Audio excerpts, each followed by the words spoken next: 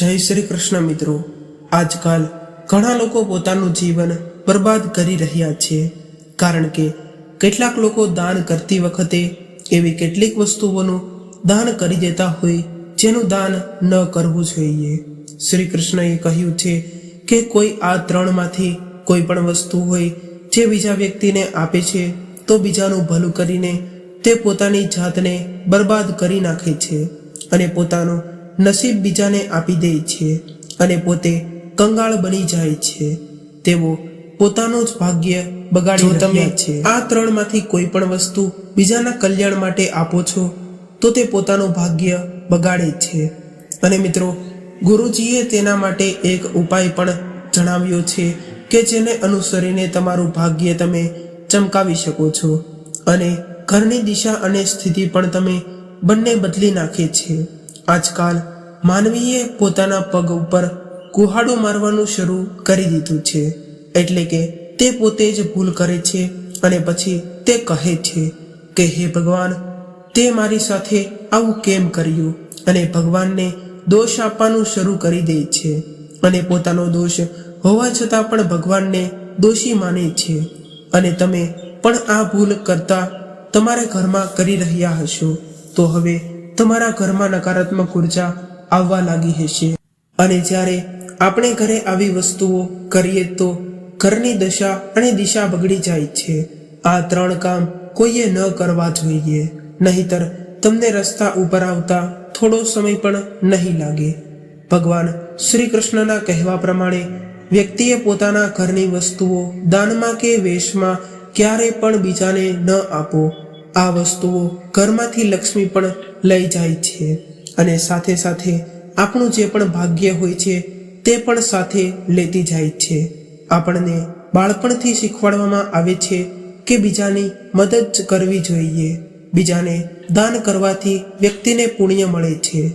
ભગવાન શ્રી કૃષ્ણના મત મુજબ જે લોકો સારા કાર્યો કરે છે તેનું સારું ફળ તેને નથી મળતું, પરંતુ કેટલીક વસ્તુઓ એવી હોય છે તમે બીજાને આપી દો છો તો તેમનું ભાગ્ય ચમકી જાય છે, તો ભૂલથી પણ બીજાને ન આપવી જોઈએ। તો આ વસ્તુઓની સાથે તમારા ઘરની સુખ સમૃદ્ધિ પણ જાય છે, કારણ કે તમારા ઘરની શાંતિ, સુખ અને સમૃદ્ધિ આ વસ્તુઓ સાથે જોડાયેલી છે।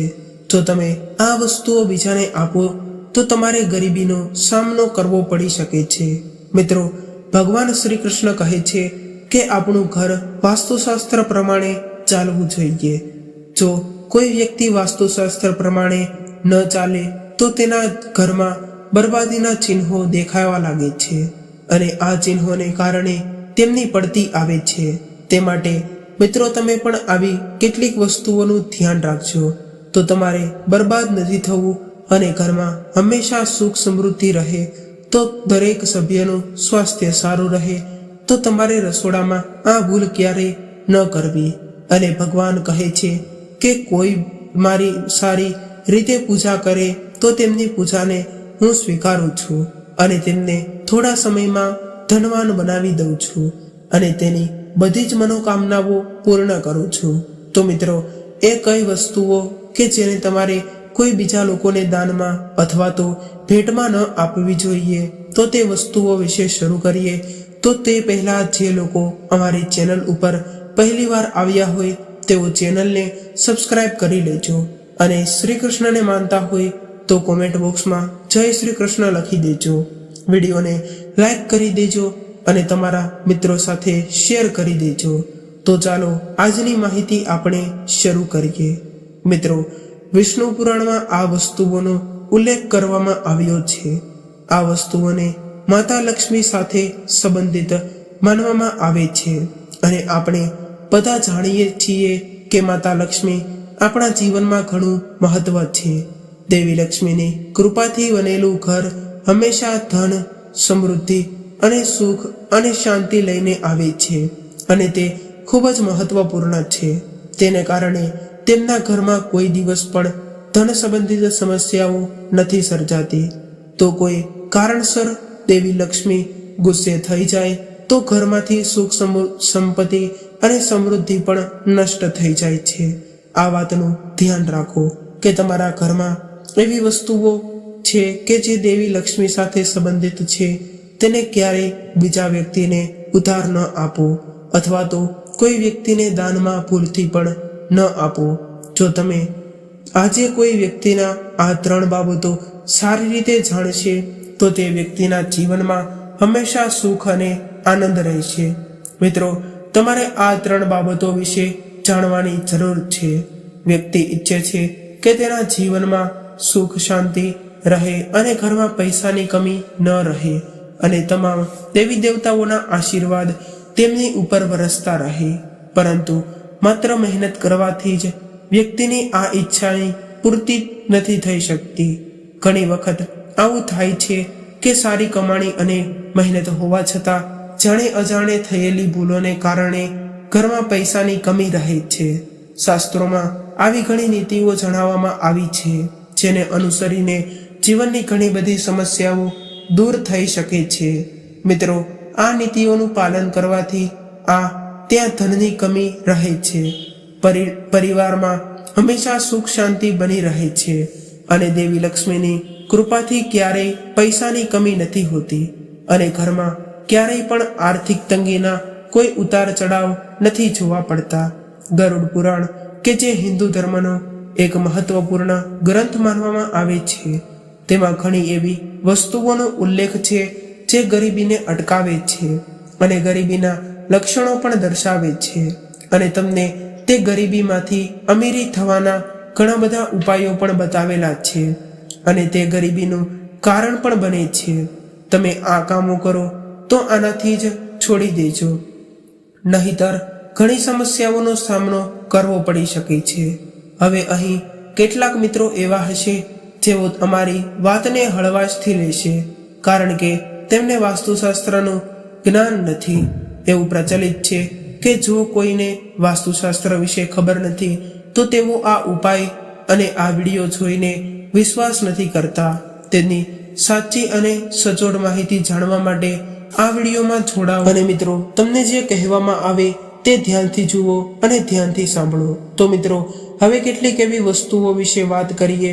તો પ્રથમ વસ્તુ છે મિત્રો, ઘરની સ્ત્રીઓને લક્ષ્મીનો પ્રતીક માનવામાં આવે છે અને તેમના ઘરેણાને પણ લક્ષ્મીનું પ્રતીક માનવામાં પણ આવે છે. તેમના આભૂષણો છે તે માતા લક્ષ્મીને આકર્ષિત છે.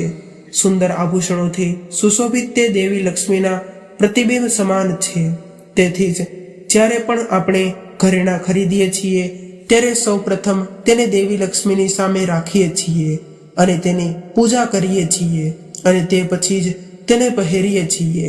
ઘરની મહિલાઓની ઘરની લક્ષ્મી માનવામાં આવે છે અને સાથે સાથે જો ઘરની સ્ત્રીઓના ગળામાં ઘરેણા હોય તો તે ઘરમાં સુખ સમૃદ્ધિનું પ્રતીક માનવામાં આવે છે અને દેવી લક્ષ્મી તરત જ આકર્ષિત થઈ જાય છે.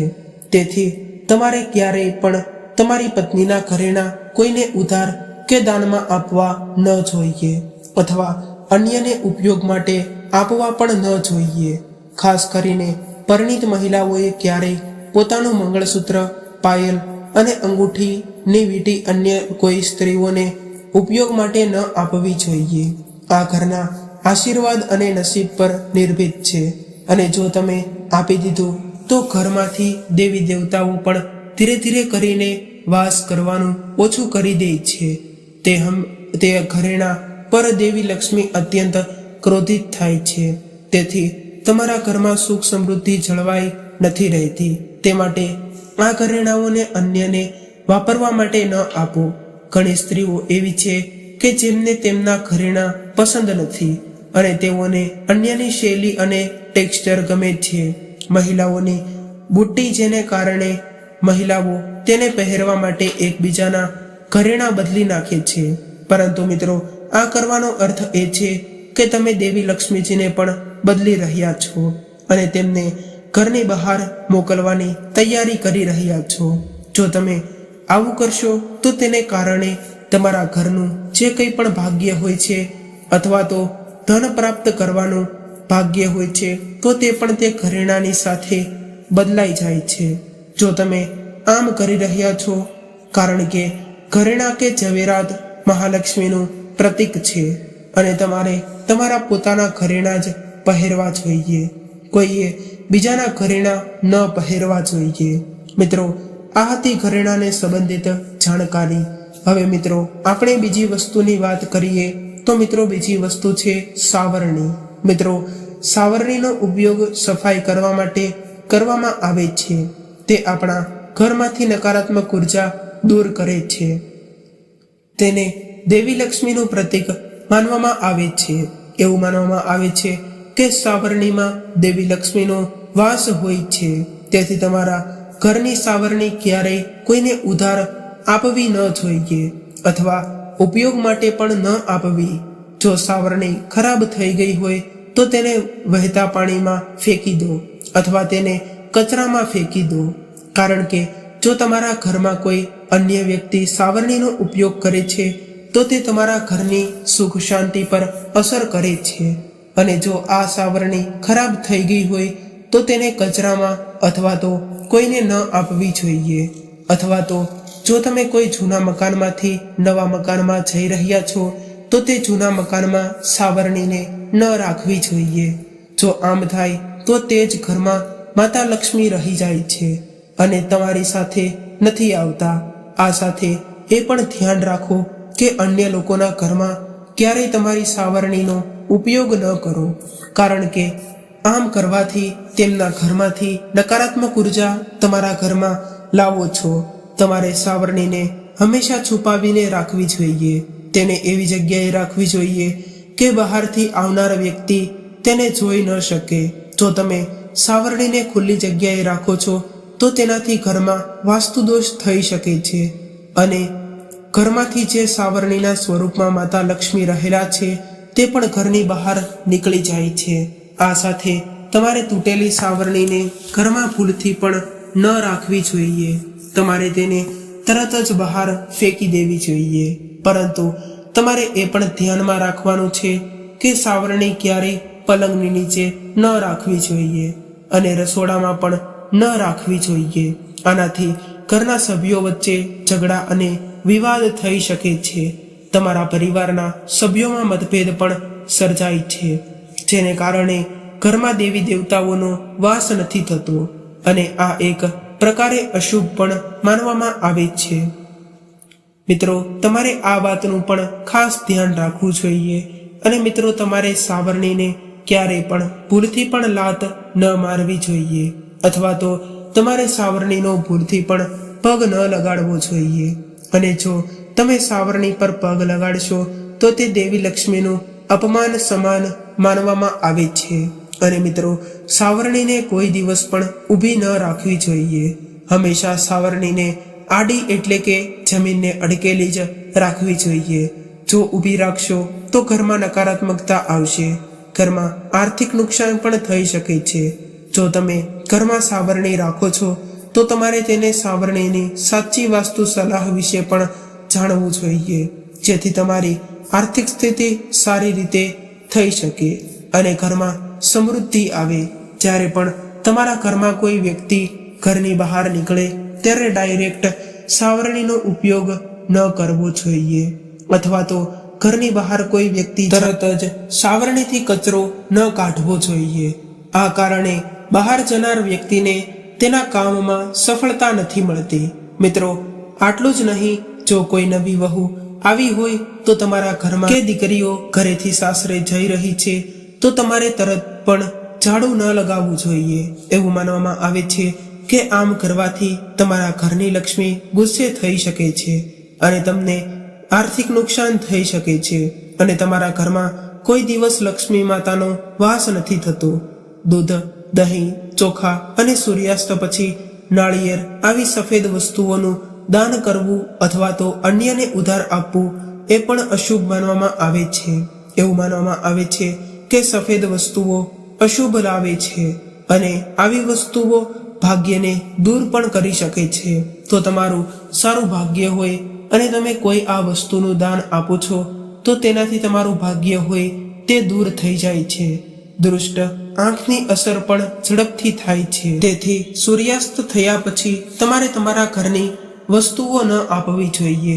જો તમે કોઈને આપવા માંગતા હોય તો તમારે આ રીતે આપવું જોઈએ કે જેને કારણે તમારા ઘરની સકારાત્મક ઉર્જા મદદ કરી શકે. તમે તેને બજારમાંથી ખરીદીને પણ આપી શકો છો, પરંતુ તેને તમારા રસોડામાંથી પસંદ કરીને ભૂલથી પણ બીજાને ન આપો. જો આવી સફેદ વસ્તુઓ બીજાને આપી દેશો તો તે તમારા ઘરમાં બરબાદી લાવી શકે છે. તે માટે તમે તેને બહારથી ખરીદીને જ આપી દો. મિત્રો, ચોથી વસ્તુ છે કે ધનના દેવી માતા લક્ષ્મી હંમેશા આપણા ઘરમાં હાજર રહે. આપણે હંમેશા એવું કરવાનો પ્રયાસ કરીએ છીએ કે જેનાથી તમારા દેવી દેવતાઓના આશીર્વાદ આપણા ઉપર અને આપણા પરિવાર ઉપર નિરંતર બન્યા રહે. અને જ્યાં ભગવાનના આશીર્વાદ હોય છે ત્યાં ચોક્કસ ધનમાં વધારો થાય છે અને ધન આગમનના નવા નવા સ્ત્રોતો પણ ખુલે છે. એટલા માટે જો તમે તમારી પત્ની પાસે કોઈ પૈસા રાખ્યા હોય તો તમારે તે પૈસા કોઈને ઉધાર ન આપવા જોઈએ. તમે તમારી પત્ની પાસે રાખેલા પૈસા કોઈને પણ ઉધાર આપો તો તમારું ઘર બરબાદ થઈ જશે અને તમારા ઘરના લક્ષ્મી પાસે સંગ્રહિત પૈસા જો કોઈ બીજાને આપો તો તે લક્ષ્મી તમારા ઘરમાંથી જતા રહે છે અને ભવિષ્યમાં તમારે આર્થિક તંગીનો પણ સામનો કરવો પડી શકે છે. પરંતુ તહેવાર અથવા તો એકાદશીને દિવસે તમારી તિજોરીમાં રાખેલા પૈસા ક્યારેય બીજાને ન આપો. મિત્રો, જો તમે તમારા તહેવાર અથવા તો એકાદશીના દિવસે આપો છો તો તમારા ઘરમાં દરિદ્રતા આવવાનું શરૂ થઈ જશે. મિત્રો, મહાલક્ષ્મી એ ધનનું સ્વરૂપ માનવામાં આવે છે જે ધન અને સૌભાગ્ય આપે છે. માતા અન્નપૂર્ણા આપણા ઘરમાં કોઈ અન્નની અછત નથી થવા દેતા. તેથી જ આપણે અન્ય કોઈ પણ ખોરાક લેતા પહેલા માતા અન્નપૂર્ણાનો આભાર માનવો જોઈએ. અથવા તો જ્યારે પણ તમે જમવા બેસો છો ત્યારે તમારે ચોક્કસ માતા અન્નપૂર્ણાનો આભાર માની લેવો જોઈએ. રસોડાની શુદ્ધતા અને સમૃદ્ધિ એટલી જ મહત્વપૂર્ણ છે જેટલા આપણા માટે પૈસા મહત્વપૂર્ણ છે. અને મિત્રો, જેવી રીતે આપણે ખોરાક રાંધવા માટે તાવડી, વેલણ, પાટલી આ બધી વિવિધ પ્રકારની વસ્તુઓનો પણ ઉપયોગ કરીએ છીએ, તો મિત્રો આ એવી રસોડાની વસ્તુ છે જેને તમારે ભૂલથી પણ કોઈ બીજાને દાનમાં અથવા તો ભેટમાં ન આપવી જોઈએ. જો આવું કરો છો તો તમારાથી માતા અન્નપૂર્ણા પણ નારાજ થશે અને તમારા ઘરમાં અન્નની અછત સર્જાશે અને તમારા રસોડામાં દુર્ભાગ્યનો વાસ થવા લાગે છે. મિત્રો, વાસ્તુ અનુસાર છરી જેવી તીક્ષ્ણ વસ્તુઓ, કાતર અથવા તો કોઈ પણ અન્ય વસ્તુઓનું દાન ક્યારેય પણ ન કરવું જોઈએ. આવું કરવાનું જ્યોતિષશાસ્ત્ર અનુસાર ખોટું માનવામાં આવે છે. એવું માનવામાં આવે છે કે ઘરમાંથી તીક્ષ્ણ વસ્તુઓ જાય અથવા તો કોઈ લોકોને તીક્ષ્ણ વસ્તુઓનું દાન કરવામાં આવે તો તેનાથી ઘરના પરિવારમાં કલેશ રહે છે અને ઝઘડાઓ થતા રહે છે. આ સિવાય પરિવારના સભ્યો વચ્ચે તણાવ વધવાની સંભાવના રહે છે અને સંબંધો બગાડે છે. ઘણી વખત લોકો અન્ય વસ્તુઓની સાથે સ્ટીલના વાસણોનું પણ દાન કરે છે, પરંતુ જ્યોતિષશાસ્ત્ર અનુસાર સ્ટીલના વાસણોનું દાન કરવાથી આપણા ઘર માટે લાભ નથી થતો. ધાર્મિક માન્યતાઓ અનુસાર સ્ટીલના વાસણોનું દાન કરવાથી પરિવારની સુખ શાંતિમાં ખલેલ પહોંચે છે અને ઝઘડાઓ થાય છે, જેના કારણે ઘરમાં આર્થિક સંકટ ઊભું થાય છે. હવે મિત્રો, ગિફ્ટ તરીકે કઈ વસ્તુઓ ક્યારેય ન આપવી જોઈએ. ઘણી વખત લોકો ઉતાવળમાં પોતાની સાથે પેન રાખવાનું ભૂલી જાય છે. જ્યારે તેમણે જરૂર હોય ત્યારે તેઓ બીજા પાસેથી પેન માંગે છે. ઘણી વખત પેન માંગ્યા પછી લોકો તેને પરત કરવાનું ભૂલી જાય છે. પરંતુ મિત્રો, આ કરવું ખૂબ ખોટું માનવામાં આવે છે. મિત્રો, શાસ્ત્રો અનુસાર યમલોકમાં ચિત્રગુપ્ત દરેક વ્યક્તિના સારા અને ખરાબ હિસાબો રાખે છે. ચિત્રગુપ્ત પાસે દરેક વ્યક્તિના કર્મોને લગતું પુસ્તક અને કલમ હોય છે. તે દરેક સારા અને નરસા હિસાબો રાખે છે. પુસ્તક પણ તેની કલમની વ્યક્તિના સારા અને ખરાબ કાર્યો લખાય છે. તેથી જ શાસ્ત્રોમાં કલમને ઘણું બધું મહત્વ આપવામાં આવ્યું છે. ગુરુજી કહે છે કે તમારી કલમ તમારા સારા અને ખરાબ કાર્યોનો હિસાબ રાખે છે. ભૂલથી પણ તેને બીજા લોકોને દાન ન કરો કે બીજા કોઈની પેન તમારી પાસે ન રાખો. આમ કરવાથી તમારું નસીબ ખરાબ બને છે અને માતા સરસ્વતી પણ તેમાંથી નારાજ થાય છે। મિત્રો, ગુરુજી કહે છે કે કોઈને કાંસો દાનમાં આપીને અથવા તો ઉછીનો આપીને તમે પણ તેમને તમારો નસીબ દાન કરો છો। કોઈની પાસેથી કાંસો ઉધાર ભૂલથી પણ ન લેશો, કારણ કે કાંસો સાથે જે કંઈ પણ સારું કે ખરાબ લખેલું હોય છે તે વ્યક્તિનું ભાગ્ય પણ તમારી સાથે આવે છે। તે માટે કોઈ પણ વ્યક્તિએ કાંસો દાનમાં આપવો તે શુભ માનવામાં નથી આવતું। મિત્રો, વાસ્તુશાસ્ત્રમાં ઘડિયાળને પણ ઘણું મહત્વ આપવામાં આવ્યું છે। ઘડિયાળ વ્યક્તિના સારા અને સંપૂર્ણ સમય સાથે જોડાયેલી હોય છે। ગુરુજી કહે છે કે તમે જે ઘડિયાળનો ઉપયોગ કરો છો તે ક્યારેય ન આપો। મિત્રો, પછી તમે ગમે તે પ્રકારની ઘડિયાળ હોય, હાથમાં પહેરવાની ઘડિયાળ હોય અથવા તો દિવાલ ઉપર લટકાડવાની ઘડિયાળ હોય, પણ તમારે કોઈ પણ વ્યક્તિને તે ઘડિયાળનું દાન ન આપવું જોઈએ અથવા તો ભેટમાં ન આપવી જોઈએ। આમ કરો છો તો તેનાથી તમારો સારો સમય જતો રહે છે। તે માટે આ વાતનું પણ તમે ધ્યાન રાખજો કે તમારી ઘડિયાળ જે હોય છે તે ઘડિયાળને તમારે કોઈ બીજા વ્યક્તિને નથી આપવાની। જો તમે ઘડિયાળનું દાન આપવા માંગતા હોય તો તમારે નવી ખરીદીને દાન કરવી જોઈએ। તે ઘડિયાળને તમારે નવી ખરીદીને દાન આપવી જોઈએ અને તમારા ઘરની ઘડિયાળને કોઈ બીજા વ્યક્તિને દાન ન કરવી જોઈએ। અને મિત્રો, આની અસર સીધી વ્યવસાય ઉપર પણ પડે છે। તે માટે મિત્રો, આ વાતનું પણ તમે ધ્યાન રાખજો। તો મિત્રો, આજનો વિડીયો આપણે અહીં પૂર્ણ કરીએ છીએ। તો તમને આ વિડીયો પસંદ આવ્યો હોય તો વિડીયોને લાઈક કરી દેજો, તમારા મિત્રો સાથે શેર કરી દેજો અને હા, ચેનલ પર જે લોકો પહેલીવાર આવ્યા હોય તેઓ ચેનલને જરૂરથી સબસ્ક્રાઇબ કરી દેજો અને કૃષ્ણ ભગવાનને માનતા હોય તેઓ કોમેન્ટ બોક્સમાં જય શ્રી કૃષ્ણ લખી દેજો। ફરી મળીશું આવા જ એક નવા વિડીયો સાથે, નવી જાણકારી સાથે। ત્યાં સુધી સૌને મારા રાધે રાધે।